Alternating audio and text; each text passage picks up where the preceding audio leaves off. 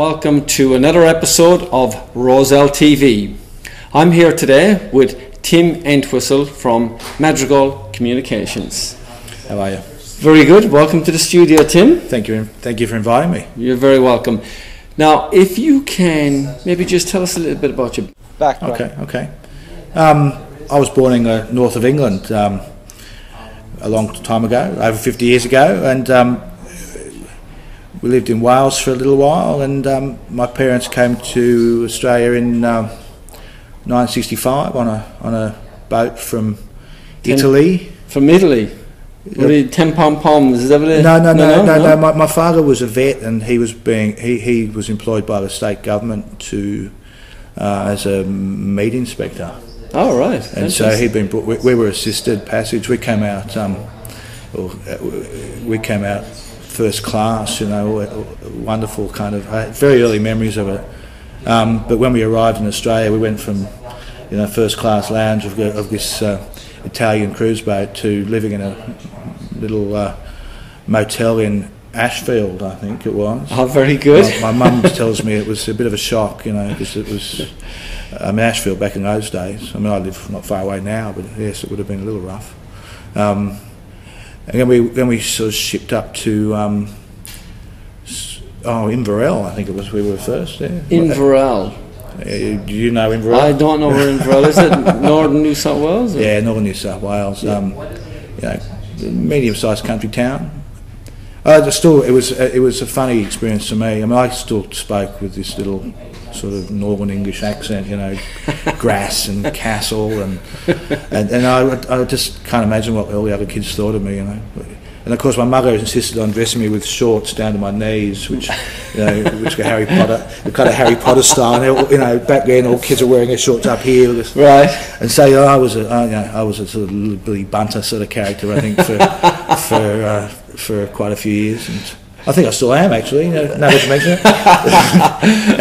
But yeah, so that was. Then we moved down to Scone. My father got a job as a district veterinary officer, and in Scone. So now we're in the Hunter area now. Yeah. A very nice area, and it's very famous for its horses now. Yes. But it wasn't so much then. Right.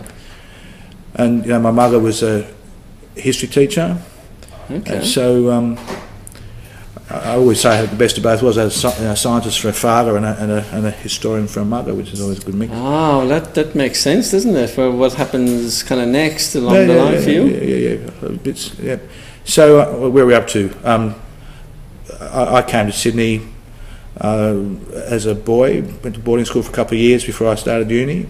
I did zoology, which perhaps wasn't the best career move I've ever made. Tell me, what was your speciality in zoology? What did you specialise in? Well, at the end, blowflies. I became a blowfly expert. And what was the fascination there? What made you choose that? What? Oh, well, it was a kind of pragmatic decision, really. I thought the full title of my kind of thesis was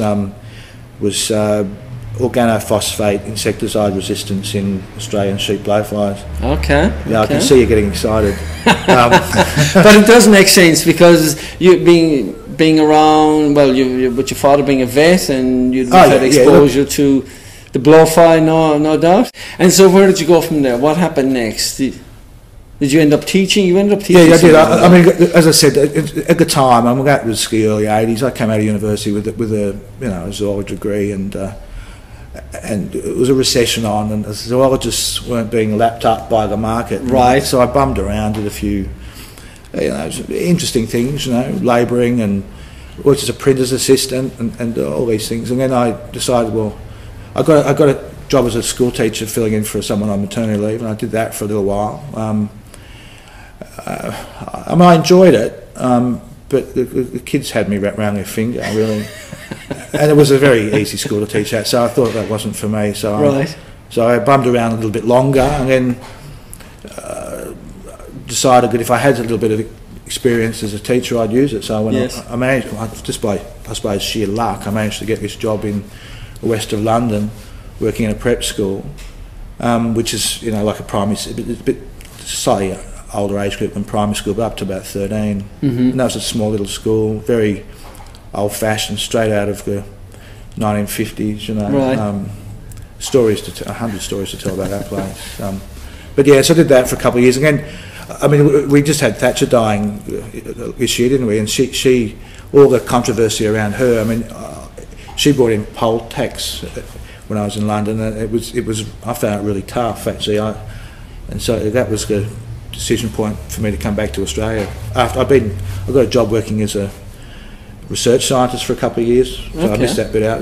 So then Thatcher came in. Thatcher brought in poll tax, and I was sort of, it disgusted me really. So not that I wasn't much on the streets, but it annoyed me. So I ended up coming back to Australia in 1990. Right. And again, I seem to my timing is always poor. It was again there was a recession on. And you know, so I was a zoologist with teaching experience at that point. So I ended up getting some work doing research, water and wastewater research for a few years with Sydney Water. So tell me about all these paths are leading in one direction. Madrigal Communications. Well, it's interesting you put that way. It's all kind of coalesces, doesn't it? I mean, after that, I actually was promoted out of project management, technical, into I was for several years communications manager in the department. I did that for quite a few years, and I kind of learned a lot of the job from my people. You know, I had editors and web people, and even a web. This is in the late 90s. Even back then, the web was really quite new. Yes, indeed. Well, particularly new in the sense of business. Yes. Running businesses. I mean, I went to a conference, which I remember this so clearly now. There was this real heavy kind of debate going on between business marketing people online, and graphic designers, web developers who wanted to build these wonderful kind of websites with all these bells and whistles. And back then, of course, it was, you know, the speed was even slower, and these hard-nosed business people were saying, "No, we just want to get the stuff onto the screen and be able to, you know, engage with our clients." Yes. And that I don't think has really changed even in, you know, in the last 15 years. It's still, you've still got to look at that whole practice of web development is real. So web publishing is about getting information to people quickly, not about bells and whistles. Yes. You know, they certainly help, but so that was, I mean, it was an interesting time. So yeah, anyway, after that was the gap we missed. Yeah, the communications. I left the public service and went back to the UK for a couple of years. My wife's English, and started doing freelance writing, freelance communications management, I suppose. Yes. Which was great fun, and the other lesson I learned from doing that, I was working for a company where I worked from home, but they asked me to come into the office once a week to you know, work in the office. And when I was in the office, the people I was dealing with were all working remotely anyway. So the whole concept of working in this industry was very appealing, because you could that flexibility. That, you know, again, one of the writers who was on the project was working in the Highlands of Scotland, and she said, she always told me that, you know, you've got to give me an extra day to get stuff when you send it to me, because I have to drive down out of the hills and pick it up from the post office, you know. And I thought, you know, isn't that fantastic? You know, I'm sitting in Reading, you know, not far from London, managing this job where somebody's up in the Highlands of Scotland, you know, you know, driving around with Postman Pat, you know. Sort of, and so, you know, the whole the concept of the remote working and working in communications became quite an appealing career path after that. So this all leads into Madrigal Communications, which is really about the love of words and being able to communicate properly with people, isn't it? Tell us a bit about how that eventuated. I mean, where did the word madrigal come from in the first place? Well, a madrigal is there's a few definitions, but an Italian love song. Yes, really. It comes from, you know, the Renaissance, medieval times, I suppose, where, you know, the church had the high church music, and the madrigal was the secular kind of love song, and some of them are very beautiful. Now the idea of choosing as a business name was this communications idea of in a business you want all your communications, everything to be from there's a bit of jargon there, singing from the same song sheet. You want everything to be consistent. You don't want you don't want contrasting messages. So that's where it comes from. It's a bit of this idea of a love song, musical communications.